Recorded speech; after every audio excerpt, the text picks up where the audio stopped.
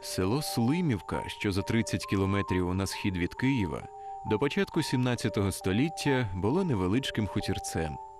Спокійне життя для сулимчан закінчилося у 1620 році, коли польський гетьман Станіслав Жолкевський подарував село управителю своїх маєтків Івану Сулимі.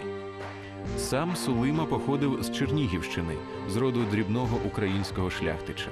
На службу до Жолкевського прийшов уже бувалим вояком, який пізнав багаторічну турецьку неволю. Отримавши у володіння кілька сіл, Іван Сулима вирішив виконати обітницю, яку дав, коли був прикутий на галері. Будівництво церкви і думка про це у нього виникла тоді, коли він пішов в реєстрове козацтво на Січ. Ну і в одному з походів він попав в полон, коли вони йшли на Трапезунд.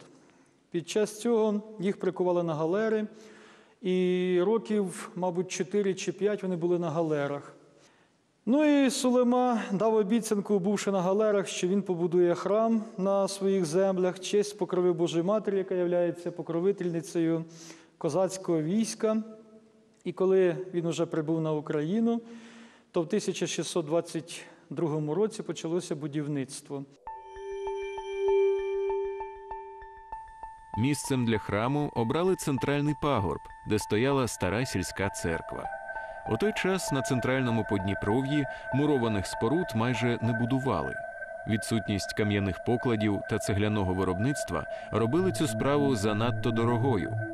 Але нового володаря села це тільки підохочувало. Під час воєнних походів Сулима побував у Греції, Туреччині, Італії, де бачив архітектурні шедеври, про які на Подніпров'ї й гадки не мали. Будівництво велося 7 років. Храм постав однокупольним, з товстими стінами, що подекуди сягали 2 метрів. Церква мала виконувати водночас роль фортеці і родової усипальні Сулим. Дзвіницю прибудували в 1900 році. Коли він будував храм, він сказав, що ми храм будуємо так, як наш оберіг, так, як наше пристанище, не тільки земне, але й небесне. І, як ви бачите, немає ні одної розписі в храмі. Ікони всі були накладні, і іконостас був розборний. Якщо була якась небезпека, ікони складали, іконостас складали на вози і тікали десь у ліси. Проте самому будівничому бути похованим у цьому храмі не судилося. Через деякий час він йде з гетьманської служби і подається на Запоріжжя, в козаки. Наділений неабиякою фізичною силою та природною енергією, Іван Сулима знову пропадає у безперервних походах січовиків проти турків і татар.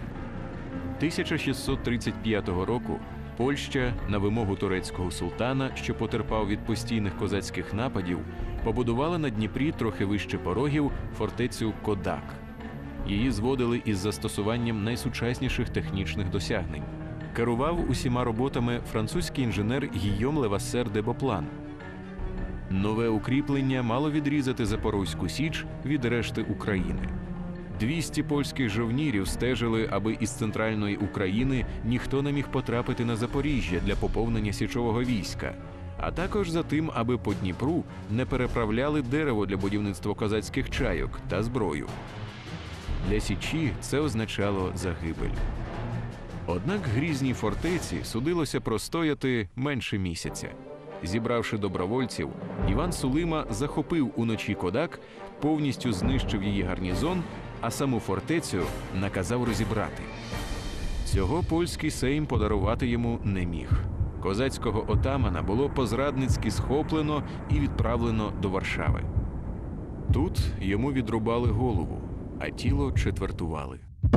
Після смерті дружини Івана Сулими село перейшло у володіння їхнім дітям. Для сулимівського роду місцевий Покровський храм став сімейним у повному розумінні цього слова. Вони його утримували, прикрашали, виділяли кошти на реставрацію. У храмовому некрополі знайшли упокоєння кращі представники роду. В храмі були поховані надзвичайно відомі, надзвичайно значні люди. Це полковник запорізького війська син гетьмана Івана Сулими Федір Сулима, який похований, до речі, під порогом на межі храму і дзвіниці. В склепі фамільному був похоронений його внук Іван Сулима в 1721 році, який був учасником Полтавської битви, який був героєм того часу, тому що, маючи багато поранень, він до останнього перебував в лавах рядів армії імператора Петра І, і по особистій указівці імператора Петра І його тіло було спроваджено із Москви сюди, в фамільний склеп. Потім був тут похоронений Яким Сулима. Також тут були останки його сина Акима Акимовича, який був меценатом. Він побудував на вулиці Лютеранській будинок, який називається Сулимівка Київська, де брали безпритульних дітей, знедолених. У північній частині церковного подвір'я знаходиться поховання князя Петра Олександровича Багратіона.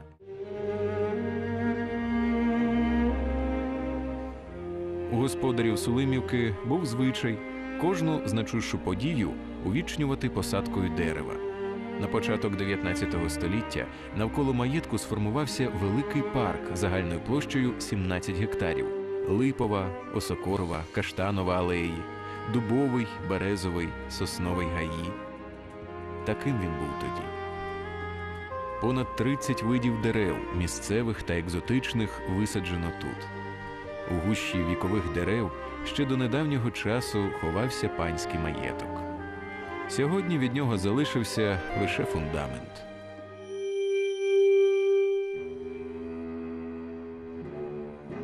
Товсті кам'яні стіни не вберегли Свято-Покровський храм від атеїстичного лихоліття у ХХ столітті.